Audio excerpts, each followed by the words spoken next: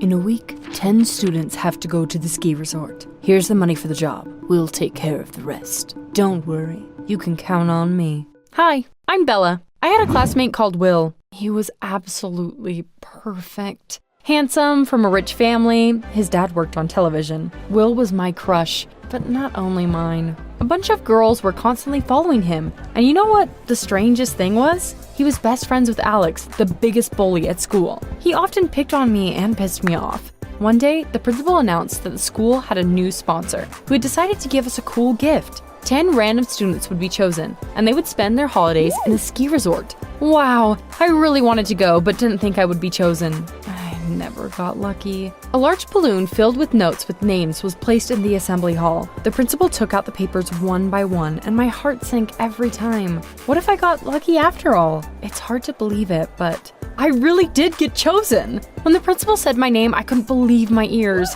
Hooray! It would be the best vacation ever. I didn't sleep a wink before the trip. Will was going to, and I hoped he would finally notice me. We boarded a bus early in the morning and headed up the mountains. The principal was supposed to spend the holidays with us.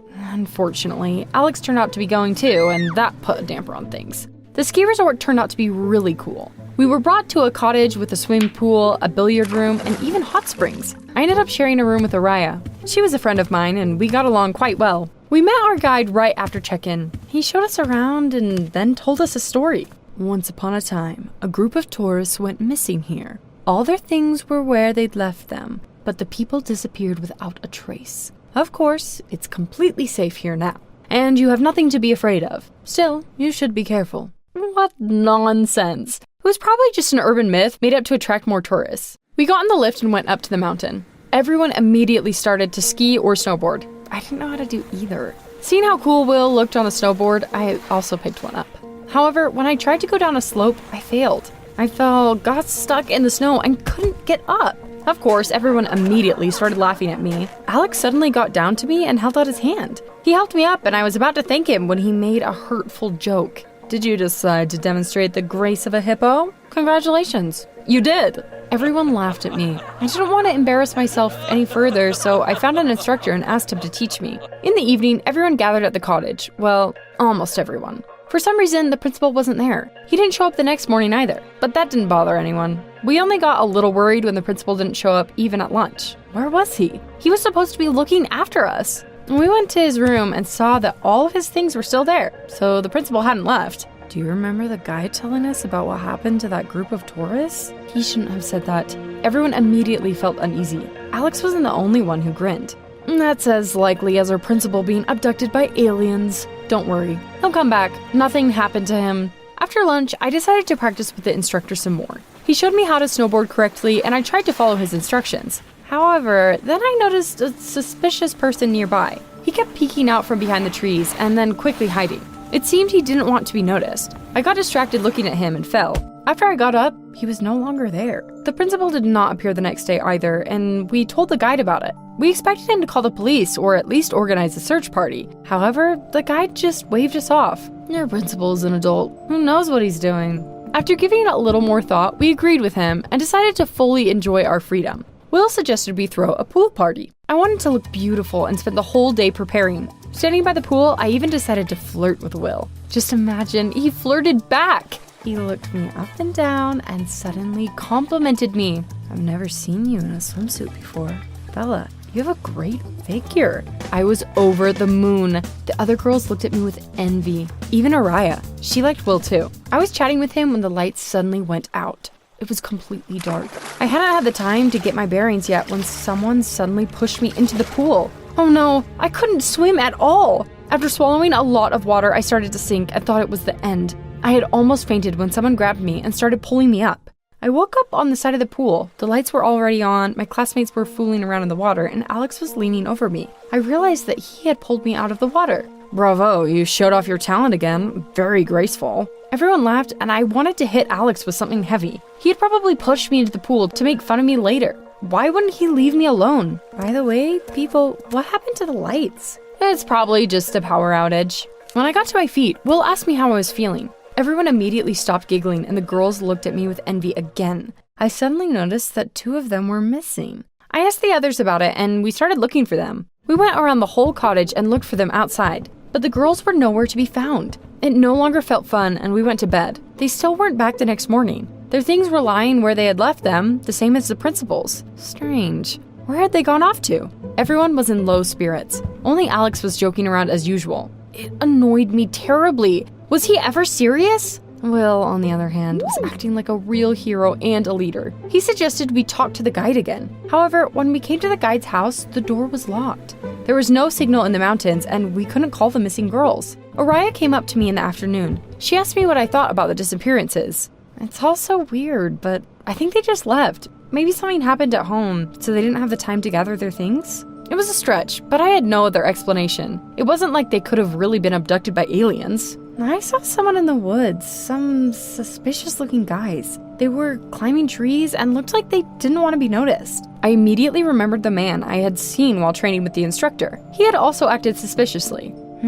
What if there was a gang of criminals operating there that kidnapped people? Such thoughts made me really worried. I decided to go practice to get my mind off things. And you know what? The instructor wasn't there. Were they kidding us? I was looking around in confusion when Alex came up to me. What, no instructor either? This is getting weird. Have you noticed that there aren't that many people here anymore? Of course I noticed. When we had arrived, there had been a lot of people snowboarding and skiing on the slope, and now there were only a few of them left. Alex suddenly suggested he train me instead of the instructor. To hear you make fun of my gracefulness again? No thanks. I started snowboarding on my own and, of course, almost fell.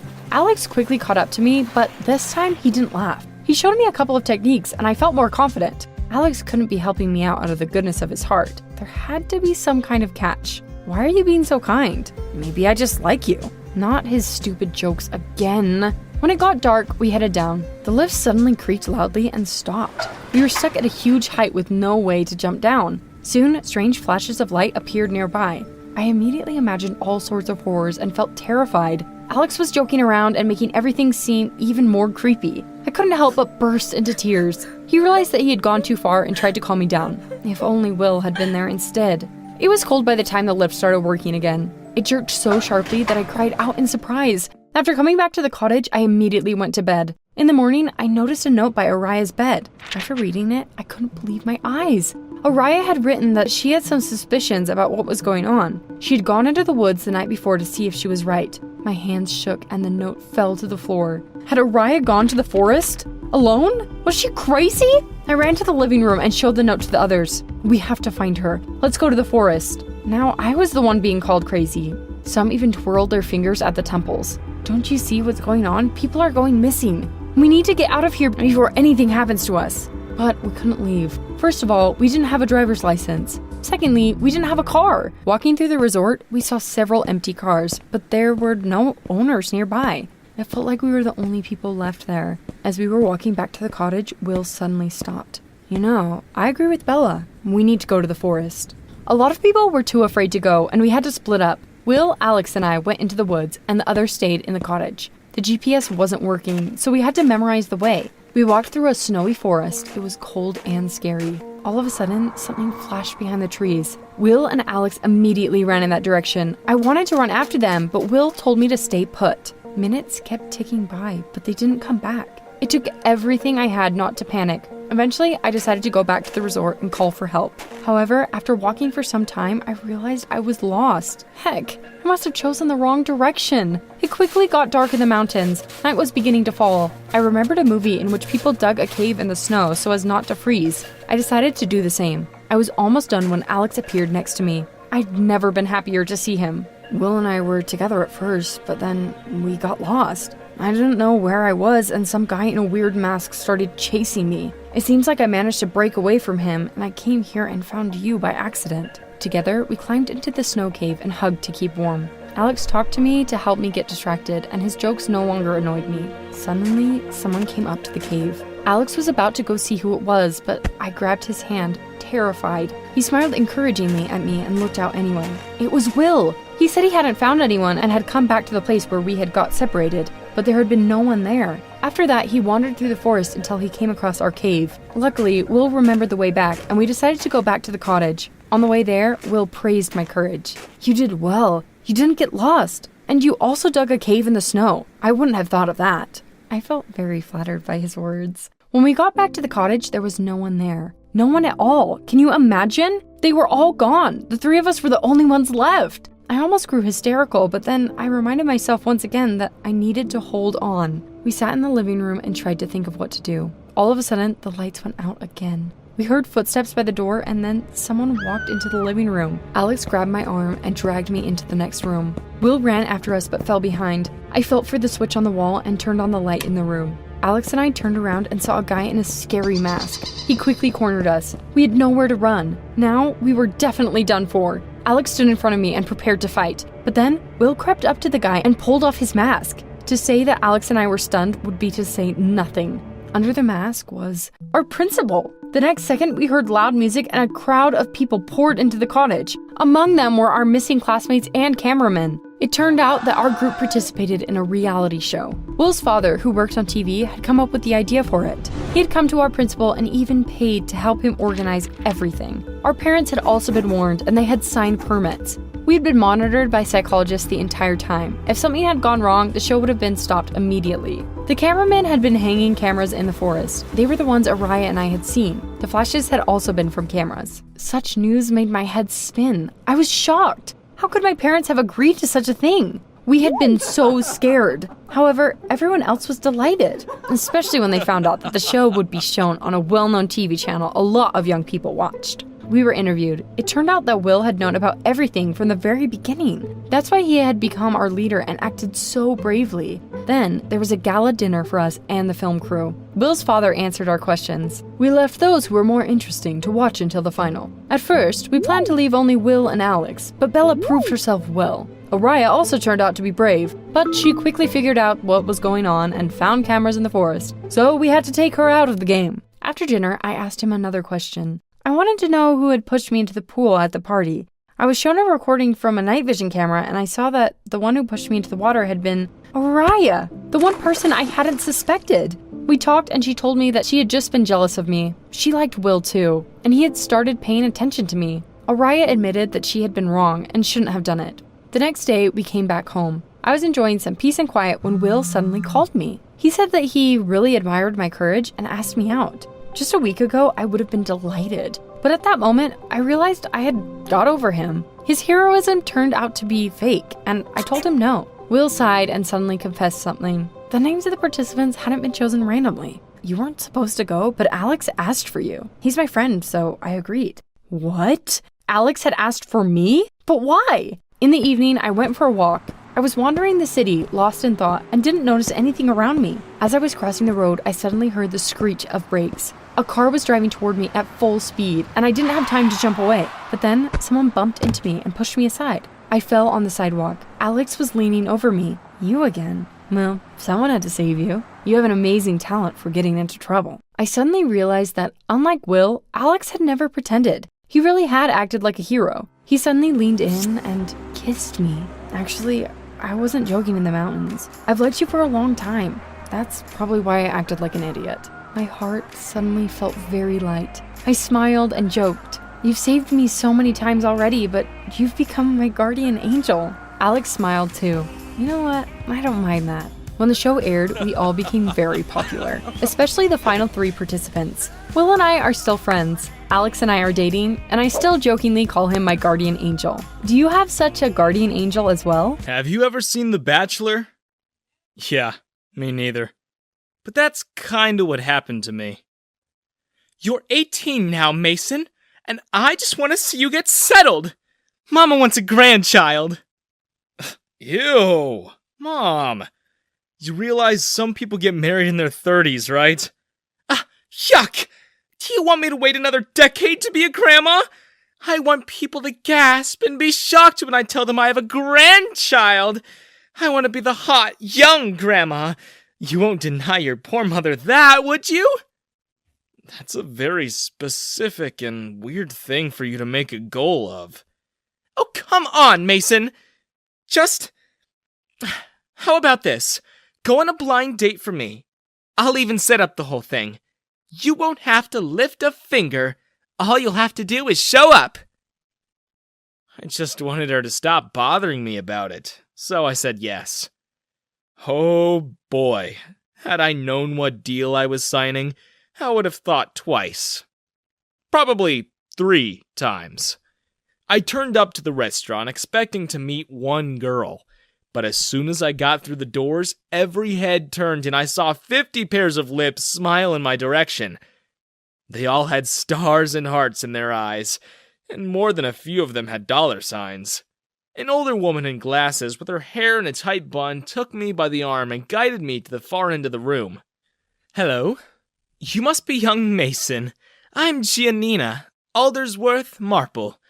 You can call me Miss Marple. Your mother has appointed me to be the date wrangler for this session. Are you ready?" Ready for what? I thought this was going to be a blind date, not a job fair. What are all these girls doing here? And why are they looking at me like that? Why, they're here to apply to be your girlfriend, of course. Don't you worry. I've been doing this kind of thing for years. It'll be over before you know it. Now sit here and be ready to ask your questions. Here's your questionnaire. I've highlighted ones that I thought you'd be particular about. One by one, the girls sat in front of me. At first, I had a genuine smile. I really was looking forward to meeting them. They were all beautiful and friendly. But by the 10th one, my cheeks were starting to hurt, and my eyes and ears began to wander. I simply couldn't sit through 50 of them. They would rattle off and laugh and giggle, but my mind was somewhere else. So I put on a fake smile and nodded, and eventually the next girl would come along and the cycle would repeat.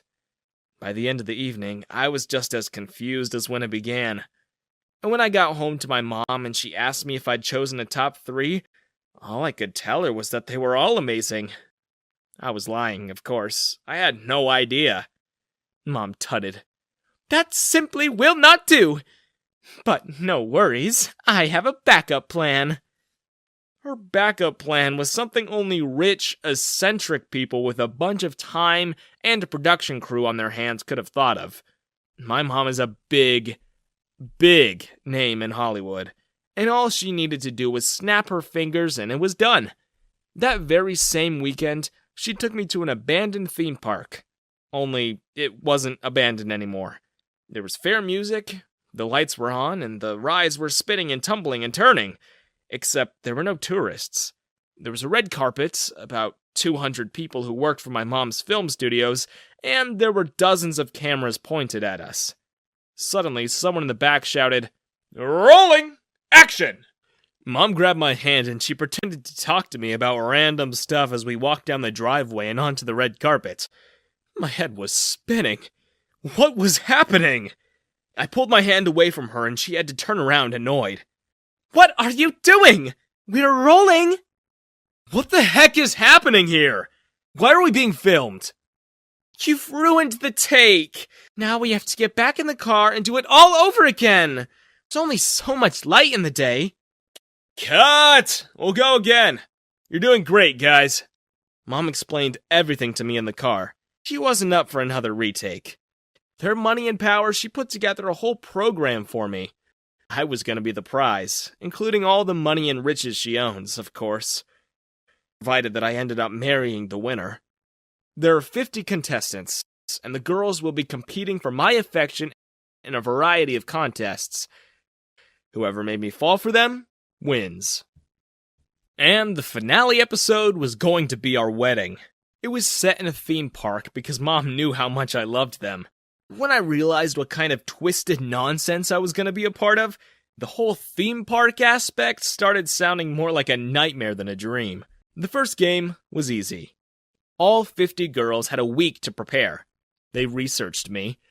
They learned everything about me, and they all had to play a massive quiz game, just like that one on TV where they would ask questions and the first one to buzz in got points. The girls who got over 100 points proceeded to the next round. Almost 30 girls were eliminated. I had to stand there and shake their hands one by one. They were a mess. Some of them were sobbing. Others still tried to hand me their numbers, but Mom threw them away. Some even pretended to faint. The next game was a quick-fire round. Every girl had 2 minutes with me, and 120 seconds to tell me as much about themselves as possible. The aim was to impress me, and my mom and one of the producers, which happened to be my aunt. If the girl had potential, and if she spoke well, she'd get a smiley face. If not, it was a red, angry emoji. I gave them all happy faces. I just didn't feel comfortable judging people like that. So in the end, it was up to my mom and my aunt Debbie's discretion. A lot of the girls stumbled and stuttered. They were so nervous they started blabbing. And in the end, they were eliminated. 15 girls remained. And of those, 2 of the girls really impressed my mom and my aunt. And I have to say, I was also starting to feel a little warm in the face. The way Jenna and Joanna looked at me, it was as if they were looking at the love of their lives. The next contest was a pageant. Each of the girls had to show me their talent. There was a girl who twirled a flaming baton and danced. There was one who told a bedtime story. We were all asleep by the end of it. Even the director was caught snoring. Another girl did close-up magic tricks, which really amazed me. And there was one who put on a one-woman production of The Sandman. It was 3 hours long. Halfway through, the director had to cut her off because, as entertained as we all were, the sun was about to go down. And then Jenna came on. It was just her on the stage in the spotlight. Then she sat down and there was a grand piano. Jenna began to play the most haunting rendition of 𝗕𝗔𝗦𝗬 on that piano. And by the end of it, there was not a dry eye in that theme park. Even her fellow competitors were sobbing. We stood up from our seats and clapped. But as soon as Joanna stepped up on the stage, everyone grew quiet. All our sadness faded away. There was something about her smile that was so infectious. And when she started talking, we realized her talent was a stand-up performance. She made us laugh and hoot for joy. She was hilarious. I could barely catch my breath from laughing so much that I had tears from all of the laughter. We went from crying of sadness to wiping tears of joy. It was amazing. I couldn't pick from all the great girls. And so after they all returned to the stage in their evening gowns, Mom had an idea. The next day I took them all on one-on-one dates. They drew lots and we went on the ride that they chose. I had one on the roller coaster. That was exhilarating, but we didn't get to talk much. I had another on the log ride. We were soaked by the end of it, and the girl stomped away in a fury, annoyed that her dress and makeup got ruined. There was the teacups, the scary train, the gravitron, the anchors away, and the space shuttle. And then there was Jenna. We must have talked for hours on that carousel. We talked and laughed and just went round and round, and I never wanted to stop. She really wanted me. She wanted to be with me, and she worked really hard to win my affection. We kissed. But then there was Joanna. We got on the Ferris wheel. The least exciting ride, in my opinion. And somehow she managed to take my breath away. She was stunning, and she was smart and witty. I never wanted to get off the Ferris wheel. She confessed one thing, though. She told me that she joined for the money. And in fact, she's doing it for her family, to get them out of poverty. But in the end, she said she fell for me, and now she wanted nothing more but to be with me, even if she didn't get the money. Mom eliminated the rest of the girls after that. Jenna and Joanna stood before the 3 of us holding hands, and then Mom announced the winner. The winner and my future daughter-in-law is... Jenna! Jenna cried. Joanna comforted her and congratulated her. And a week later, Jenna stood before me at an altar. But there was one thing I couldn't help but think about. Joanna. She put herself through that grueling love game so selflessly, for the people she loved. And in the end, I loved her for that. Because a person who could love like that and sacrifice was the most admirable to me. And I knew I wanted to be with her. So, I apologized to Jenna and ran out of there. I found Joanna and told her everything, and we kissed, and it was magical. That was when my mom found us. Please, don't be mad. Mom smiled. Why? Joanna made you fall in love. She won, and I'm so happy she did. Now we can finally have that finale wedding! Joanna and I got married. Even Jenna was there to congratulate us. With her date, the director. So it all ended well. Everyone found love.